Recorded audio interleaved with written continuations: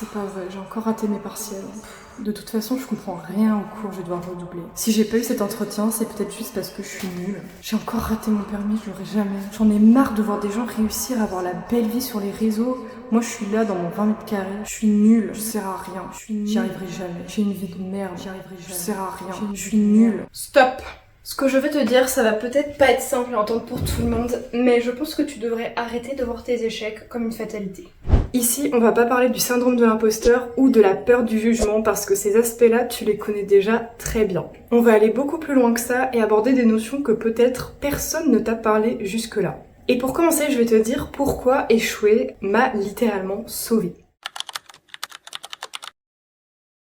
Aujourd'hui, si je considère que échouer m'a sauvée, c'est parce que si tout avait marché pour moi dans la première voie où je m'étais engagée, au final j'aurais continué dans quelque chose qui n'aurait pas été tenable sur le long terme et je m'en serais rendu compte beaucoup trop tard. En fait, le fait d'échouer, ça m'a pas montré que j'étais incapable. Ça m'a montré que malgré mes efforts, cette voie-là ne fonctionnait pas. On n'était juste pas compatibles. Et c'est là que je veux que tu retiennes quelque chose de super important. Le problème, ce ne sont pas tes efforts qui ont une vraie valeur. Le vrai problème, c'est tout le contexte qu'il y a autour et qui te permet pas de révéler tous tes efforts. Donc arrête de te dévaloriser et de dévaloriser tes efforts quand quelque chose ne marche pas et commence plutôt à voir comment est-ce que tu pourrais changer le contexte pour que tes efforts soient mis en valeur. Échouer, ça m'a pas détruite, ça m'a permis de beaucoup me remettre en question et de trouver une nouvelle voie qui me correspondrait mieux, qui correspondrait mieux à ce que j'ai vraiment envie de faire et que je puisse tenir sur le long terme. Parce que continuer là où j'étais, j'ai réalisé que c'était devenu une impasse et que malgré tous les efforts que je pouvais fournir,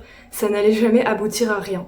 Parce que cette voie ne me correspondait pas. Donc plutôt que de foncer dans un mur, j'ai préféré rediriger tous mes efforts vers une autre voie qui, j'espère, va mieux marcher pour moi. En fait, j'ai transformé ma peur du changement, ma peur de l'inconnu, en réalisant que mes efforts ne serviraient à rien dans la première voie où je m'étais embarquée.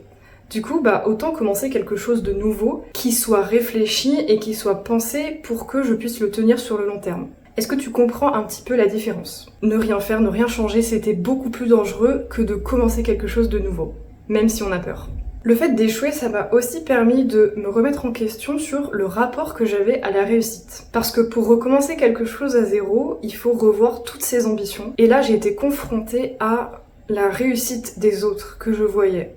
Et donc définir ma propre réussite, ça n'a pas été simple parce que j'étais noyée de plein de contenus que je voyais d'autres personnes qui avaient une réussite très marquée, mais c'était pas forcément ce que moi je voulais. Et voir tout ce contenu-là de gens qui réussissent, mais de pas réussir à se projeter dans cette réussite-là, toi ça t'encourage pas du tout à te motiver pour réussir. Parce que dans tous les cas, tu te dis, si c'est ça la réussite, c'est pas fait pour moi en fait, j'ai pas envie d'une vie comme ça où je vais jamais y arriver, c'est trop ambitieux. Et on n'arrive pas à se projeter réellement. Et comme on l'a vu dans l'épisode précédent sur le rapport à l'argent, en France, on a une vision de la réussite qui est souvent associée aux mêmes catégories de personnes. Les gens qui sont déjà aisés ou qui ont des privilèges. Et nous, la population, on devrait s'en sortir comme on peut et rester solidaire pour avoir moins cette sensation de subir. Et si on ose vouloir plus, on devient presque un ennemi public. Quelqu'un qui abandonne un peu ses compagnons de galère. On abandonne le navire des galériens et ça plaît pas aux gens qui restent à bord, parce que c'est vu comme une trahison. En fait, on a une sorte de communisme mental, mais qui est quand même centré sur nous-mêmes.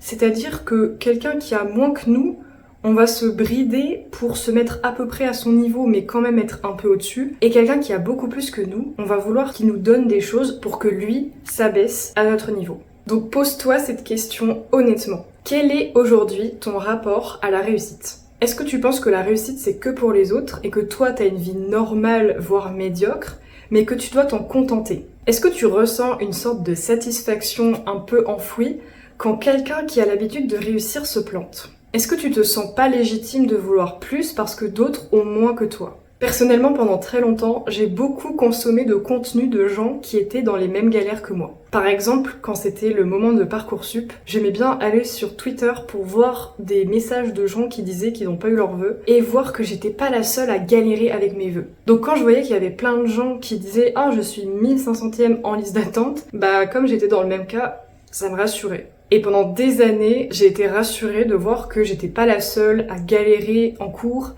à trouver un stage, à trouver un taf, et même à garder un emploi. Clairement, subir tous ensemble, c'est beaucoup plus rassurant que de subir tout seul. Sauf qu'en fait, j'ai remarqué que cette solidarité dans l'échec, ça fait avancer personne et ça nous maintient tous au même niveau. Donc voilà la vraie réalité des choses, c'est que tout le monde est capable de réussir.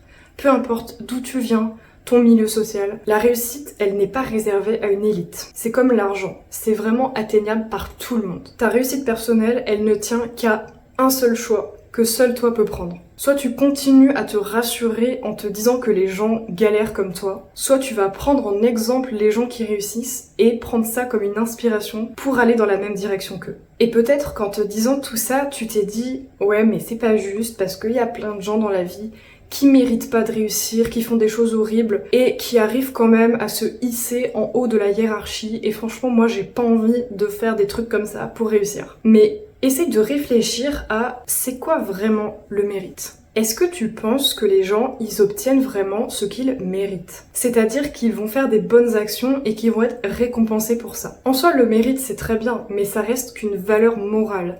Et la monnaie dans le monde, c'est pas des points de valeur morale. C'est une monnaie physique qui s'échange contre des biens ou des services. Tu n'obtiendras pas la vie que tu veux parce que tu la mérites, mais parce que tu auras mis en place des actions pour y parvenir. C'est simple, mais très brutal, et ça, il faut pouvoir l'accepter. Et concrètement, ça veut dire quoi ?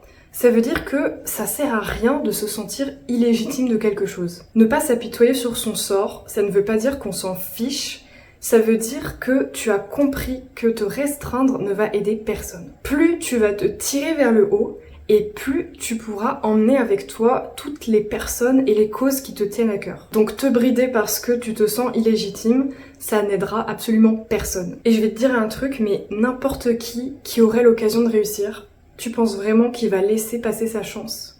Donc toi, tu as l'opportunité de réussir, mais tu te brides.